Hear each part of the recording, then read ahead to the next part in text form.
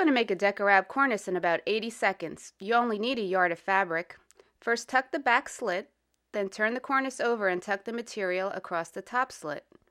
You want to tuck it in deep, especially if you're adding trim or cording for added detail. It goes right into these front slits. Make sure the fabric's smooth across the middle and tuck the bottom slit the same way. Then I'll turn it over to the back side and tuck the remaining fabric across the back slit. Unlike other cornices, Deco wrap is completely covered for a finished look. Now to finish the ends, gather the fabric into a bunch. This will create a pleated effect. I assure you, no skill needed here. Give a twist and tuck it securely down into the back slit.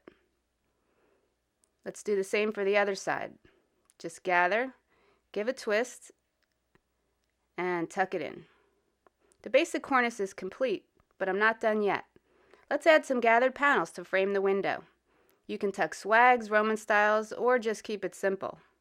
And you can change it any time. Just unwrap and make it new again. You can't make a mistake. You can create your own designer looks in minutes with Deco wrap, the original no-sew cornice.